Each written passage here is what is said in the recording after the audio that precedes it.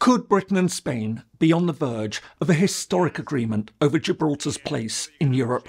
After several years of negotiations, the sides are on the brink of a deal that will tackle the problems created by Britain's decision to leave the European Union.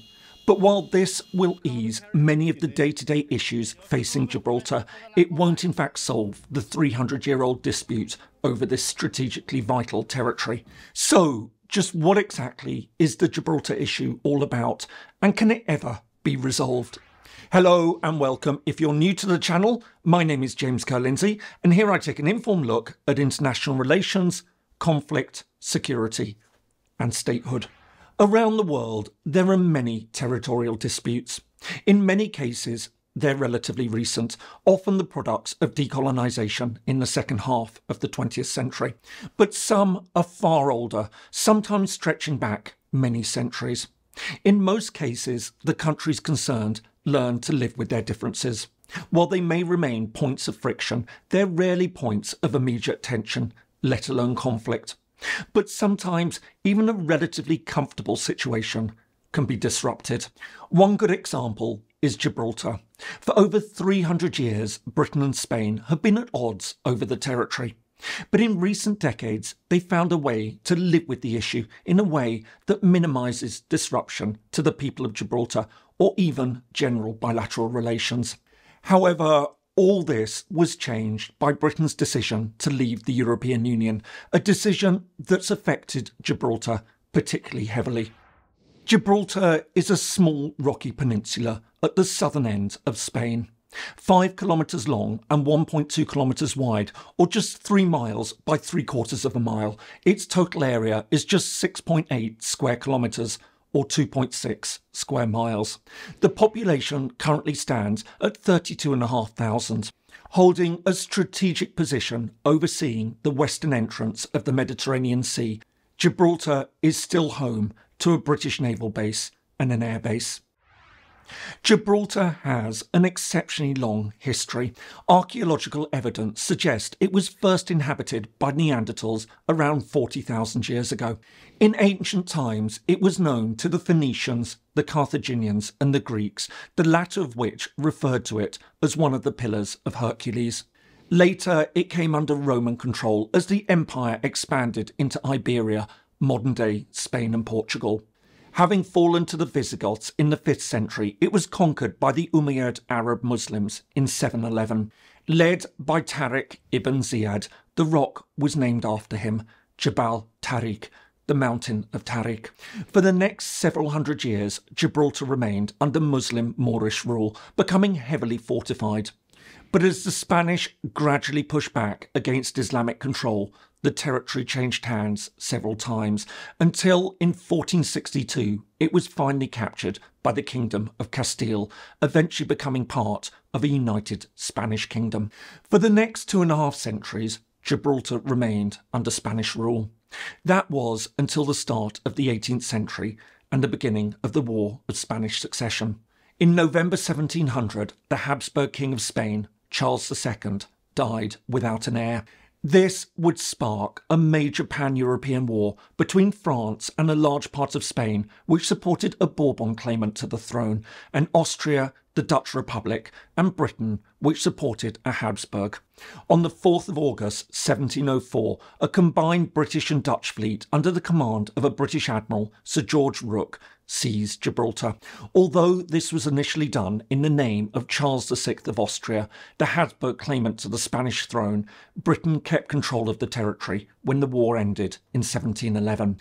2 years later, in 1713, the sides signed the Treaty of Utrecht. Despite Spanish opposition, under the terms of Article 10, Gibraltar was ceded to Britain forever. Crucially, however, if Britain ever wished to give up its sovereignty over the territory, Spain would be given the first right of refusal. Despite this, Spain still refused to accept the loss of Gibraltar. As a result, over the following decades, Britain steadily reinforced its position on the rock. This came to a head in 1779. As Britain was caught up fighting the American War of Independence, Spanish and French forces laid siege to Gibraltar. But despite repeated assaults, they failed to make a breakthrough, and after a final massive attack failed, they withdrew. Having now cemented its control over Gibraltar, the territory steadily became more and more significant to Britain, especially as it extended its naval power in the 19th century. However, the crucial development was the opening of the Suez Canal in 1869. Having created a new route to India through the Mediterranean, Gibraltar became a central element of Britain's imperial standing. In addition to its military role, it also steadily became more and more important as a trading station. This position would be reinforced in the first half of the 20th century. During the First World War, Gibraltar was vital in controlling access to the Mediterranean and thus protecting British shipping routes. Likewise, during the Second World War, it also played a crucial part in the Allied war effort, protecting access to the Mediterranean and helping to supply British forces in North Africa. However, the end of the Second World War marked a change in the debate over Gibraltar. While the territory remained strategically crucial, the advent of decolonisation put its status into the international limelight. This was highlighted when the newly established United Nations placed Gibraltar on its list of non-self-governing territories, thus opening a formal debate about its future sovereignty.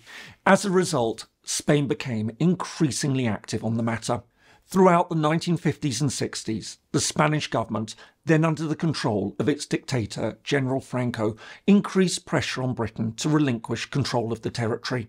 However, arguing that the people of Gibraltar had a right to determine their own future, Britain refused to discuss the matter without taking into account the wishes of the Gibraltarians. In 1967, a referendum showed that 99% wish to remain under British sovereignty. Nevertheless, in line with UN calls for the territory to be given even greater autonomy, a new constitution was unveiled in 1969, granting Gibraltar greater control over its own governance and establishing a parliament. Furious at these changes, Madrid now imposed harsh restrictions, including closing the land border. This had an enormous economic and social effect, as Gibraltarians could no longer freely travel to Spain for work, shopping, or even to see friends and family. While Anglo-Spanish relations would remain strained over the following years, the situation began to improve following the death of General Franco in the early 1970s. As Spain returned to democracy, relations between London and Madrid began to thaw. In 1980, the sides reached an accord, the Lisbon Statement. This saw them commit to resolving the matter in friendship and cooperation. The problem, however, was that the two sides read the statement rather differently. While Spain believed it paved the way for sovereignty discussions, Britain saw it as ending restrictions. As a result, little progress was made in the years that followed. Despite this, a new effort began in 1984, the so-called Brussels process. Designed to facilitate Spain's forthcoming EU membership, this reinforced the message that any settlement must be through dialogue. Crucially, it also saw Spain lift its blockade on Gibraltar. Although Spain joined the European Union alongside Portugal in 1986, the difficulties persisted. For instance, even though the crossing was now open, disputes continued over border control, airspace, and territorial waters.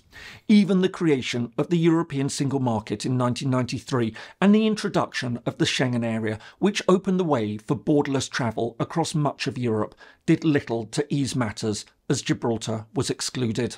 Meanwhile, Spain began to use its EU membership to lean on Gibraltar in other ways. For example, by raising concerns about the low taxation and financial regulation in the territory. Despite this, by the turn of the millennium, the debate on Gibraltar appeared to be changing as Britain and Spain now began considering ideas for possible joint sovereignty. However, this would prove to be short-lived. Another referendum held in 2002 overwhelmingly rejected the idea, with 98.9% of Gibraltarians voting in favour of continued exclusive British rule. Despite this setback, some progress continued to be made on practical issues over the next few years. For example, in 2006, the sides signed the Cordoba Agreement, which introduced practical improvements, including easier border crossings and more flights from Gibraltar's airport. Crucially, it also acknowledged the right of the Gibraltarians to be included in any discussions on their future, including steps towards further normalisation. However, everything would change in June 2016 when Britain held a referendum on EU membership. While Gibraltar overwhelmingly voted to remain in the European Union, recognising the complications of leaving, Britain narrowly voted to depart.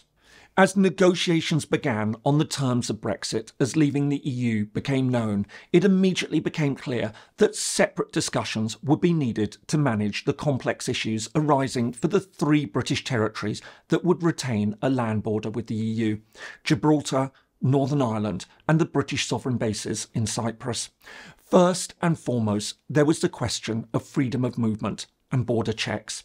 Within the EU, the frontier was open for people, goods and services. However, with the UK and Gibraltar outside the EU, this would need to change. The problem was that on average, around 15,000 people crossed the border daily, many of them for work. Introducing full border checks would be hugely disruptive. Likewise, Brexit would also create a range of economic, trade, financial and legal problems for Gibraltar.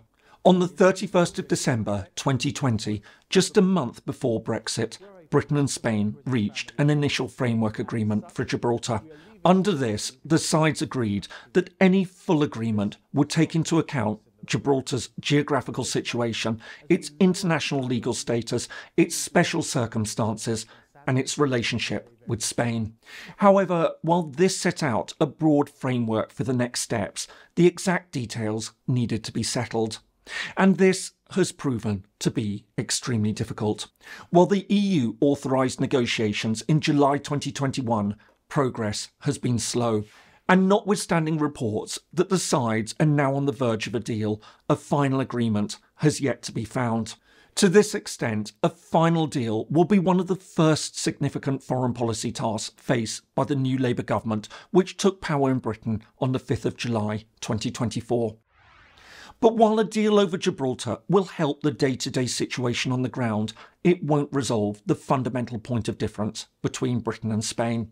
For the UK, the issue of Gibraltar is rooted in the principle of self-determination.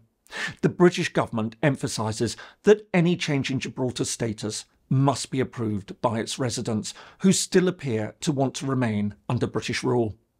As long as this remains the case, Britain seems likely to continue to defend its place as a British territory. Meanwhile, Spain will still maintain its claim to sovereignty over the territory, arguing that it has a historical claim to the rock which was unfairly seized at the start of the 18th century. But while the Spanish government has said it's willing to accept some form of joint sovereignty over the territory, the Gibraltarians still reject this. Ultimately, it seems hard to see how these positions can be reconciled, at least for now.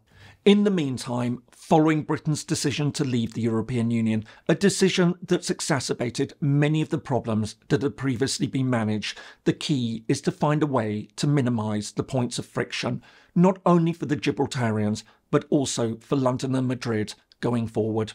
In this sense, sometimes disputes aren't settled, they're just perpetually managed. I hope you found that helpful. If so, here are some more videos that you might find interesting. Thanks so much for watching, and see you in the next video.